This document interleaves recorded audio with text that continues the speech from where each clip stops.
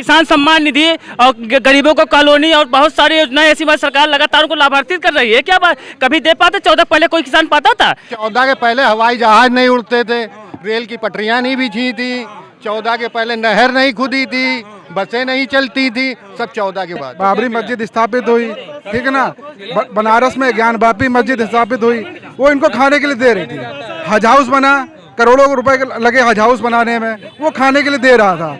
लेकिन मोदी जी राम मंदिर बनवा रहे हैं, विश्वनाथ कॉरिडोर बनवा रहे हैं, तो वो गलत कर रहे हैं। इनके पेट पे लात पड़ रही है, बहुत भयानक लात पड़ रही है, उल्टी आ रही है इन लोगों को। लेकिन जब बाबरी मस्जिद बनती थी तब इनके पुरखे, ठीक है ना, वो प्रसन्न थे, उनको भरपूर भोजन मिल रहा था। अब राम मंदिर बनना दिक्कत क्या भाई? आपको कोई परेशान नहीं, कुछ भी बने, हर लोग हर घर में पूजा करते हैं। हर व्यक्ति जिस समाज का है, जिस वर्ग का है, वो अपना पूजा करता है। हमको उससे नहीं मतलब है। आप पूजा करते नहीं? आप करते नहीं? करते हैं। आप करते हैं पूजा? करते हैं, बिल्कुल करते हैं। नाम पूछिएगा, दिनेश चौधरी, कुशीनगर मेरा घर है। और एयरपोर्ट वहाँ अंतर्राष्ट्रीय बना है, उद्घाटन हुआ 1.5 साल हो गया, आज तक वो चला नहीं। निःशुल्क स्वास्थ्य होना चाहिए, निःशुल्क शिक्षा होना चाहिए, और शिक्षा व्यवस्था सुधारनी चाहिए। आप जो देख लीजिए शिक्षा व्यवस्था क्या है।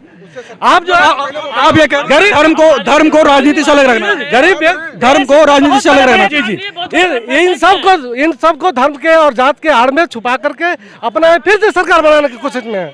इनका जो है राजनीतिक मैनिफेस्टो यही है, इसके अलावा कुछ नहीं है, समझ रहे हैं ना। और ऊपर गैस सिलेंडर वितरण, सम्मान, किसान सम्मान निधि और गरीबों को कॉलोनी और बहुत सारी योजनाएं ऐसी बात सरकार लगातार उनको लाभान्वित कर रही है। क्या बात कभी दे पाते? 14 पहले कोई किसान पाता था? और उनके खाते में पैसा तक जनधन खाता के माध्यम से लगातार पैसा पहुंच रहा है। अब वैक्सीन फ्री लगा के क्या कह रहे? 14 के पहले हवाई जहाज नहीं उड़ते थे, रेल की पटरियां नहीं बिछी थी, 14 के पहले नहर नहीं खुदी थी, बसें नहीं चलती थी, सब 14 के बाद हुआ। सब 14 के बाद? इसके पहले कुछ नहीं था। और 14 के राम मंदिर की, तो राम मंदिर के जमीन में घोटाला कर गए। 18 लाख की जमीन 1 करोड़ रुपए की बेच गए। उसमें गवाह वहाँ का मेयर भाजपा का, उसमें भी घोटाला आपको लगता करके? लेकिन नहीं कर गए, कर गए। हाँ। लेकिन खबर उसकी आई थी। लेकिन आप बड़ी बात कह रहे हैं, जैसे आप कह रहे हो 2014 के बाद सब कुछ चला। सब कुछ, उससे पहले कुछ नहीं था। हम लोग पत्ते पहन के घूमते थे। पत्ता पहन के घूमते? और क्या, बैलगाड़ी से चलते थे। अब और क्या, गाड़ी कुछ नहीं? सब 14 के बाद हुआ है। अरे बड़ी बात कह रहे हैं कि 14 के पहले आप पत्ते पहनते थे, कपड़े नहीं पहनते? कहाँ, कब मिले ही नहीं थी, तो हम लोग कपड़े कहाँ पहनेंगे? कपड़े की मिले नहीं थी? नहीं थी, वो सब 14 के बाद लगी हैं। 14 के बाद लगी? सब फैक्ट्रियाँ सब जो है, सब सड़क अड़क सब बनी 14 के बाद। 14 के पहले कुछ नहीं था।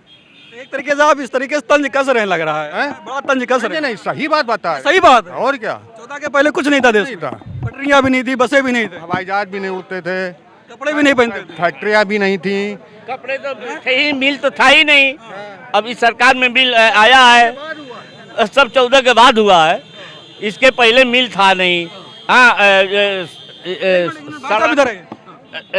कोई योजना सरकार की थी नहीं। जवाहर लाल योजना, इंदिरा गांधी आवास योजना, सब इन्होंने। भाई साहब तो भाई साहब बता के चले गए कि 2014 के बाद सब कुछ है। 2014 के पहले हम पत्ते पहनते कहते था, लेकिन कुछ कितने बड़े स्तर पे घोटाला पूरे देश में हुआ करता था। हजारों घोटाले ऐसे पिछली सरकारों ने किया हुआ है। क्या बात करेंगे चारा घोटाले वाले हमसे? हाँ, चारा घोटाले के भी दोषी हैं। हमसे क्या बात करेंगे? इतने बड़े बड़े स्तर पे घोटाला करके जो पूरे देश को बर्बाद करने का काम जो किए हैं। ये जो घोटाले की बात कर रहे हैं, हमारे देश में 150 करोड़ जनसंख्या थी है, और लमसम सबके घर में राशन कार्ड मिलता था। आज ये खुद अपने हिसाब से 1 करोड़ और 2 करोड़ लोगों को राशन कार्ड बांट रहे हैं, राशन बांट रहे हैं मुफ्त में, और बाकी इनके घर में जाते हैं खाने। क्या बाकी के बारे में सोचना? हमारा देश किसानों का देश है। एक बात बताइए कि आने के बाद किसानों का भला हुआ?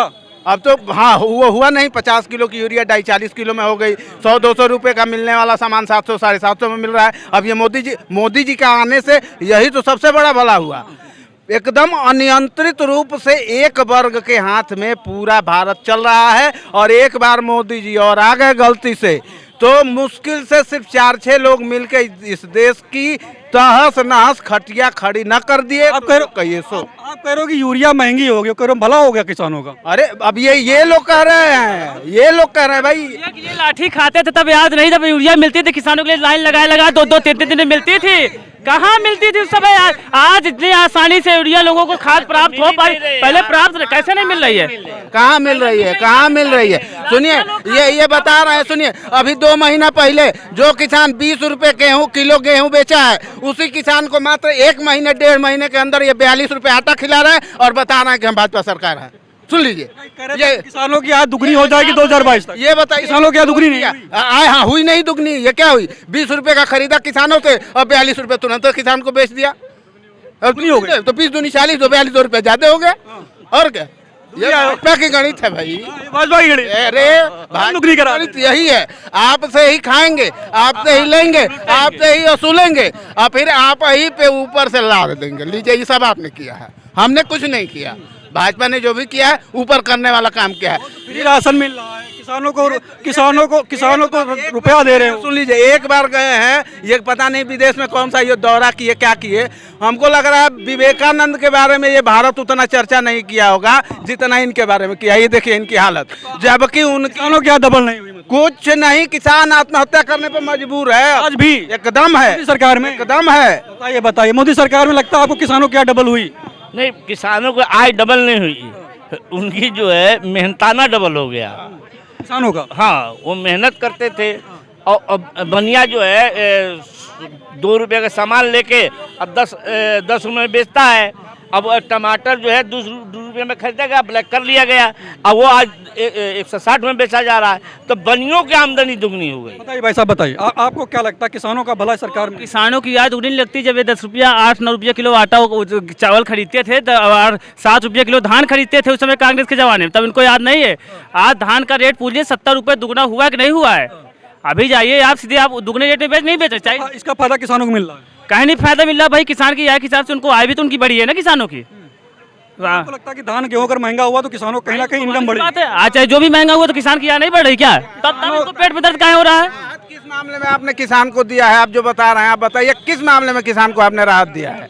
गैस के मामले में, अनाज, किसान सम्मान निधि से लगा के हमारी सरकार उनको जहाँ भी इलेक्ट्रिक हो, अरे फ्री सिंचाई व्यवस्था सरकार हमारी कर रही है। और क्या लोगे?